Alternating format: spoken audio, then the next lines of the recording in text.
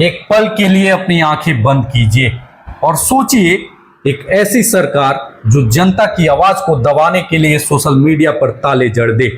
एक ऐसी सत्ता जो सोचती है कि जनता की उंगलियों की ताकत को पुलिस की गोलियों से कुचल दिया जाएगा। लेकिन हकीकत क्या होती है? हकीकत यह है कि जनता उठ खड़ी होती है और सत्ता के महल हिल जाते हैं। ये कोई फिल्मी कहानी नहीं है, ये हकीकत है नेपाल की, जहां सोशल मीडिया बैन से शुरू हुआ एक आंदोलन प्रधानमंत्री ओली की कुर्सी को हिला गया। जी हां, नेपाल में सरकार ने जब 26 सोशल मीडिया प्लेटफॉर्म पर बैन लगाया तो शायद उन्हें लगा होगा कि जनता चुप हो जाएगी, लेकिन हुआ ठीक इसका उल्टा। जनता का गुस्सा फूट पड़ा, सड़कों पर लहर उमड़ आई और आखिरकार प्रधानमंत्री ओली को अपनी कुर्सी छोड़नी पड़ी। ये कहानी है बेरोजगारी, महंगाई और भ्रष्टाचार से जूझते उन युवाओं की जिन्होंने इंटरनेट पर ताला लगाने की कोशिश को अपनी आवाज पर हमला माना और विद्रोह का बिगुल बजा दिया। इस आंदोलन ने न सिर्फ नेपाल ही नहीं, पूरे दक्षिण एशिया को एक संदेश दे दिया, जनता की ताकत सबसे बड़ी है। क्या सोशल मीडिया वापसी और सरकार का इस्तीफा काफी है? ये लड़ाई अभी और लंबी चलेगी। यही है आज की पूरी कहानी। हम आपको इस पूरी वीडियो में बताएंगे, आप बने रहिए हमारे साथ अंत तक। नमस्कार दोस्तों, स्वागत है आप सभी का राष्ट्र की रौनक चैनल पर। आज हम बात करने जा रहे हैं उस पड़ोसी देश की जो कभी भगवान बुद्ध की धरती कहलाया, फिर राजशाही का गढ़ बना और अब लोकतंत्र का सबसे बड़ा तमाशा। जी हां, बात हो रही है नेपाल की, जहां एक बार फिर लोकतंत्र जल रहा है, नेता भाग रहे हैं और जनता सड़कों पर है। नेपाल में लोकतंत्र अभी 17 साल का ही हुआ है, लेकिन इन 17 सालों में नेपाल ने लोकतंत्र का सबसे काला चेहरा देखा है। जरा सोचिए, साल 2008 में बड़ी लड़ाई के बाद राजशाही का अंत हुआ, संविधान बना, लोकतंत्र आया। जनता ने सोचा अब उनके दिन बदलेंगे, लेकिन 2008 से 2025 तक 13 बार प्रधानमंत्री बदले गए। हाँ, सिर्फ 17 साल में 13 प्रधानमंत्री।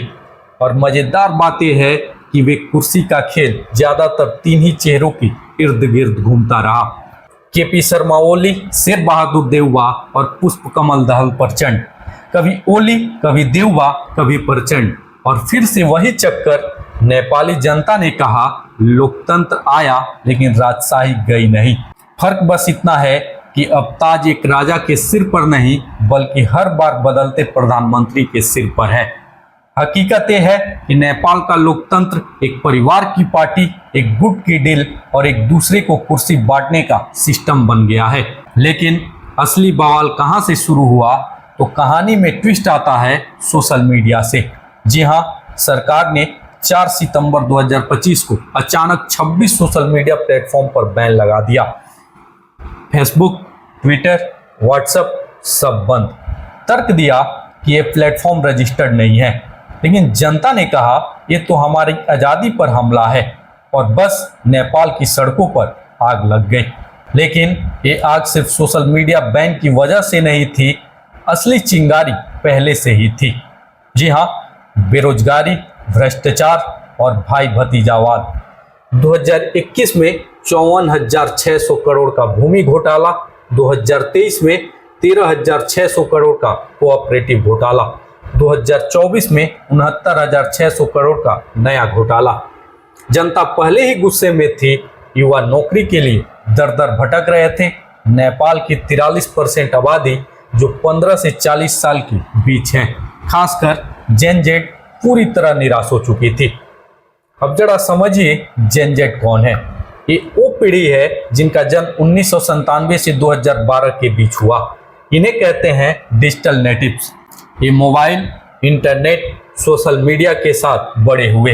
इनकी सोच पुरानी पीढ़ियों से बिल्कुल अलग है। ये समझौते करने वाले नहीं, सवाल पूछने वाले हैं। और नेपाल का दुर्भाग्य देखिए, सरकार ने जिनका सोशल मीडिया बंद किया, वही सोशल मीडिया पीढ़ी सबसे ज्यादा सक्रिय थी। बस फिर क्या था, आंदोलन का नेतृत्व किसी राजनीतिक पार्टी ने नहीं, बल्कि पूरी एक नई पीढ़ी ने किया, जेन जेड ने। ये वो युवा थे जिनके हाथों में नारे थे, आंखों में गुस्सा था और जेब में स्मार्टफोन था। प्रदर्शन सड़कों पर आया तो नेपाल की नींव हिल गई।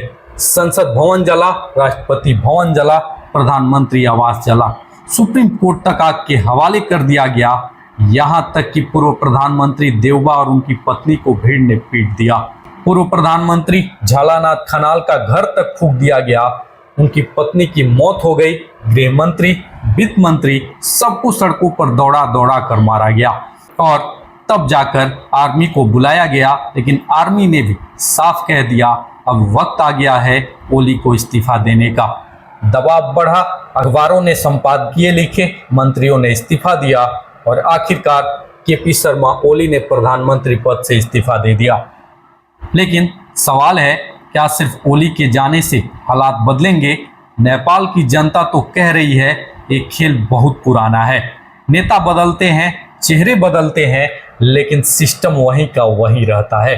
अब तस्वीर का दूसरा पहलू देखिए। नेपाल में राजशाही की मांग फिर से तेज हो गई है। 239 साल राजशाही के अधीन रहने वाले लोग अब कह रहे हैं लोकतंत्र हमें स्थिरता नहीं दे पाया तो शायद राजा ही दे सकता है। पूर्व राजा ज्ञानेंद्र शाह के समर्थक सड़कों पर उतर आए हैं। मार्च 2025 में ही काठमांडू में राजशाही समर्थक हिंसक प्रदर्शन कर चुके थे। अब फिर से वही मांग उठ रही है, लेकिन ये तस्वीर इतनी सीधी भी नहीं है। राजशाही के दौर में भी भ्रष्टाचार था, राजमहल हत्याकांड हुआ था, यानी राजशाही भी दूध की धूली नहीं थी। यानी नेपाल अब दो रास्तों पर खड़ा है, या तो नई राजनीति और नई पीढ़ी की लीडरशिप या फिर पुराने सिस्टम का वापसी। इसी बीच एक नया नाम सामने आया है। काठमांडू के मेयर बैलेंद्र शाह, जिन्हें लोग प्यार से बालेंद्र शाह कहते हैं, कभी रैपर थे अब नेता हैं। इन्होंने खुलकर जेनजेड आंदोलन का समर्थन किया है। लोग इन्हें नई उम्मीद मान रहे हैं और नेपाल की इस तबाही के पीछे भू राजनीति भी है। नेपाल भारत और चीन के बीच की जमीन है। चीन बेल्ट एंड रोड प्रोजेक्ट के जरिए नेपाल में अपनी जड़ें जमा रहा है। भारत सांस्कृतिक रिश्तों से जुड़ा है और ये अस्थिरता भारत के लिए भी सिरदर्द है। वहीं भारत नेपाल बॉर्डर पर बीएसएफ ने चौकसी बढ़ा दी है। सवाल ये है कि क्या ये सब महज संयोग है या कोई बड़ा गेम खेला जा रहा है? नेपाल का संकट हमें याद दिलाता है श्रीलंका, बांग्लादेश, म्यांमार और मालदीव की हालात की। सब जगह जनता ने भ्रष्टाचार और आर्थिक संकट से परेशान होकर सरकारों को गिरा दिया। तो क्या नेपाल का लोकतंत्र खत्म हो जाएगा? क्या फिर से राजा सिंहासन पर बैठेंगे? क्या सेना कब्जा करेगी या फिर जेनजेड यानी नई पीढ़ी सत्ता संभालेगी? ये तो आने वाला वक्त ही बताएगा, लेकिन इतना तय है कि नेपाल का लोकतंत्र आज आईसीयू में है। नेपाल के युवा साफ कह रहे हैं कि जब तक भ्रष्टाचार खत्म नहीं होगा, जब तक रोजगार नहीं मिलेगा, जब तक नेताओं की जवाबदेही तय नहीं होगी, तब तक ये लड़ाई खत्म नहीं होगी।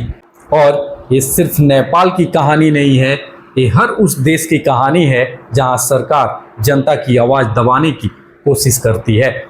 आज नेपाल की सड़कों से उठी आवाज़ पूरी दुनिया के लिए एक संदेश है। एक संदेश की जनता की ताकत से बड़ी कोई ताकत नहीं है। एक संदेश की इंटरनेट पर ताला लगाकर विचारों की धार को रोका नहीं जा सकता। तो आज का सवाल आपसे है, क्या आपको लगता है कि नेपाल में लोकतंत्र का अध्याय खत्म होने वाला है या फिर ये सिर्फ एक पड़ाव है जिसके बाद नई राजनीति जन्म लेगी? अपनी प्रतिक्रिया हमें कमेंट बॉक्स में जरूर बताएं। अगर वीडियो पसंद आया हो, वीडियो को लाइक करें, शेयर करें और साथ ही राष्ट्र की रौनक चैनल को सब्सक्राइब करना ना भूलें। फिलहाल के लिए इस वीडियो में इतना ही। मिलते हैं अगले वीडियो में, तब तक के लिए धन्यवाद। जय हिंद, जय भारत।